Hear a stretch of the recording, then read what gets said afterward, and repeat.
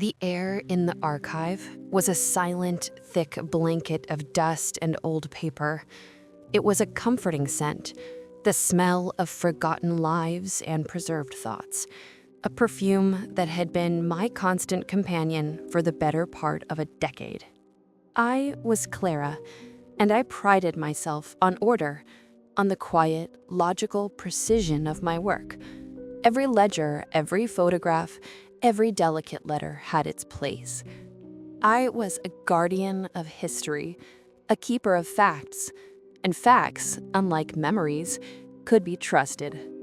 My fingers, thin and nimble, moved over the brittle edges of a photograph album, its leather binding cracked like old skin.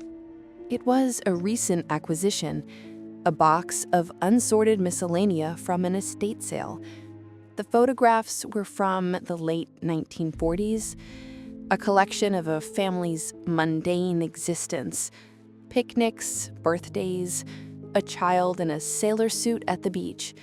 My task was to catalog each one, to give it context, to place it in the grand, immutable timeline of things.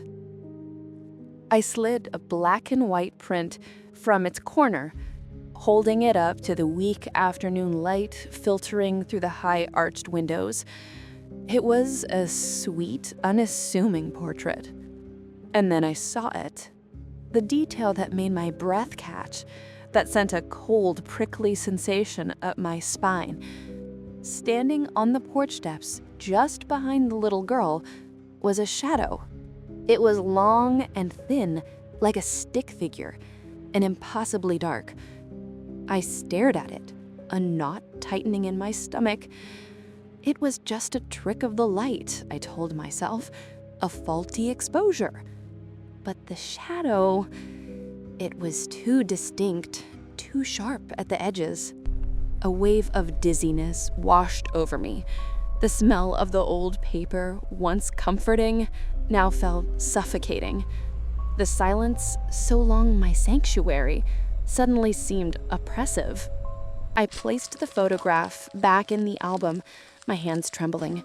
The image of that dark, impossibly long smudge seared itself into my mind. I tried to dismiss it, but the memory felt familiar, like a splinter that had been buried deep. I closed the album, the soft thud echoing in the cavernous room. The archive, once a fortress of logic, felt like a cage. My mind was suddenly in chaos. I could almost hear the files shuffling, the whispers of things long forgotten. That night, the dream came.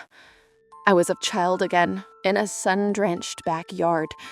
My mother's voice, soft and sweet, called out to me, "Clara, honey, come inside now." I smiled and pushed harder, soaring higher. And then, just as in the photograph, I saw it. A shadow, standing at the edge of the yard. It reached for me. The next day, I was a wreck. My hands shook.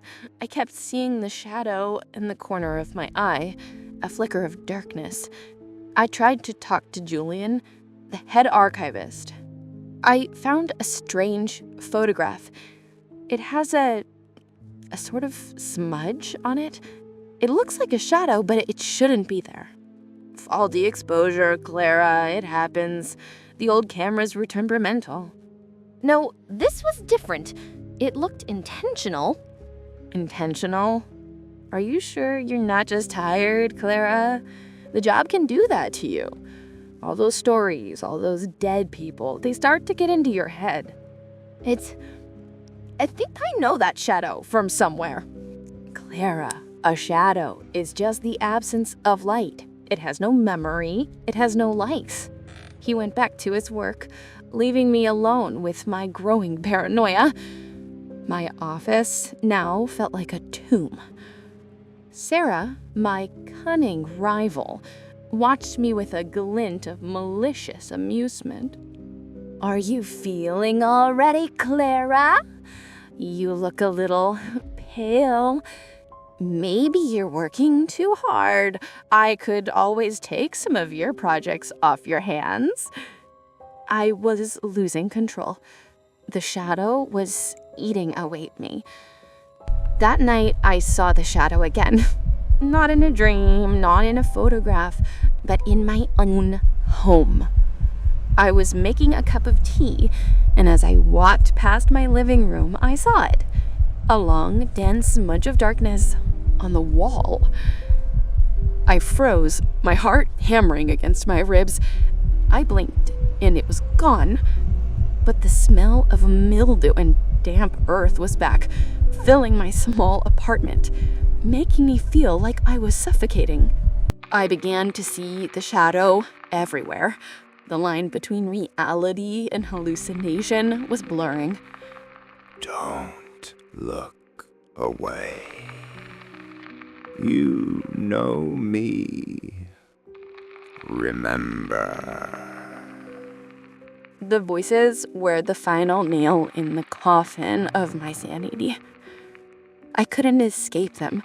The shadow was a physical manifestation of my childhood trauma. One evening, Julian, in a rare moment of concern, found me curled in a ball on the floor of my office. "Clara, what's wrong with you? You haven't been yourself." "It's here. The shadow. It's here." "There's nothing here, Clara. It's just you and me." "No, it's on the wall. Behind you. Can't you see it?"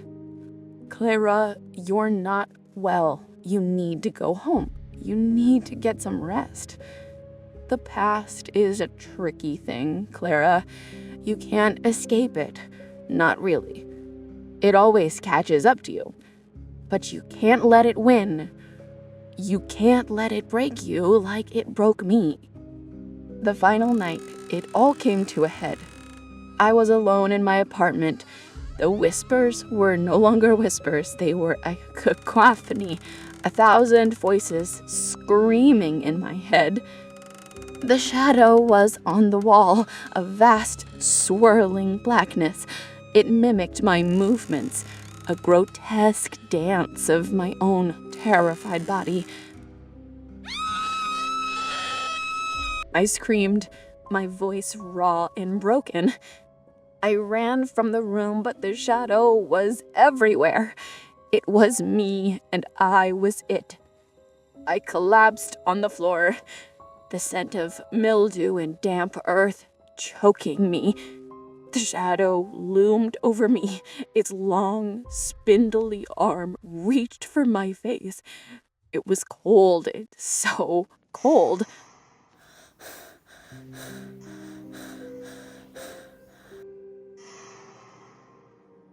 And then, in a flash of terrible clarity, I remembered.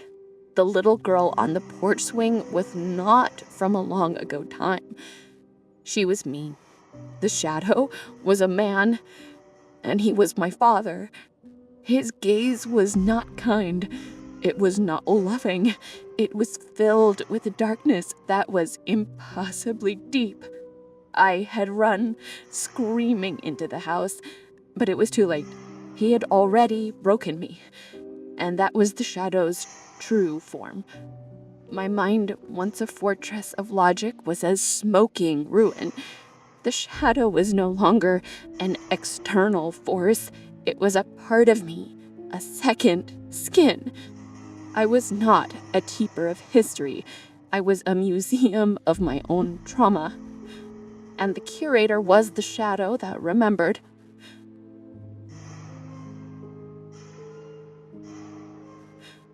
The chair is too soft. It sinks around me, a silent, plush interrogation. I hate the way it forces me to relax, to feel comfortable in this place that is nothing but a holding cell for my fragmented memories. They call this a safe space. Safe. That word is a lie told by people who have never seen a shadow stand taller than a doorframe. Clara, you seem distant today. I was just cataloging. I can't stop. I still sort my thoughts, lining them up, trying to force them into a neat, factual row, but the files are all moldy now, the edges blurred with that persistent, sickening scent of mildew and damp earth. And what were you cataloging? Precisely. The silence of the archive. It was oppressive, but I needed it. It was the only place where I could believe that the past was put away, filed, indexed. He doesn't know about the smell. I will not tell him about the smell. The smell means the memory is fresh, still damp, still alive. And now? Now the silence is filled. It's filled with echoes. Not just my echoes, but the echoes of the place. The archive, it wasn't just a building. It was a witness. I hear him write something. The scratch of his pen is a violation. You mentioned a photograph, Clara. That seems to have been the starting point. It was a trigger. It showed me a truth I had carefully filed under fiction. The thing about stains, Doctor, is that they spread. You try to wash them out, but they only become larger, more diffuse, more terrifyingly real. And the man, Julian, the one you described as a broken hero? Julian knew he was already corrupted by the place. He didn't warn me. He confirmed my doom. He just sits there now, guarding a mausoleum of lies. And the other woman, Sarah.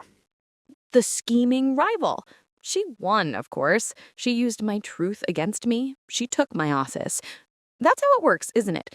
The truly dark things don't fight with brute force. They simply clear the path for the opportunists. I feel a dizzying rush. I'm speaking too quickly. I'm letting the stream of consciousness get away from me, and Dr. Elias is the dam that will try to hold it all back. Tell me about the shadow, Clara. Try to describe its nature. It's not a ghost. It's not a supernatural entity. It's the physical manifestation of a lie. It was given life because I denied it life. It grew in the dark space where I had buried the memory of a touch that wasn't kind. It wanted me to remember, and now I do. I remember the impossibly thin, impossibly tall figure standing by the oak tree. I remember my inability to escape what happened next. So the haunting of the past is a self-haunting. I am the archive now, Doctor, and I have discovered a terrible truth. Some files are too dangerous to be opened. I won't. I can't. The shadow has won. It didn't need to kill me.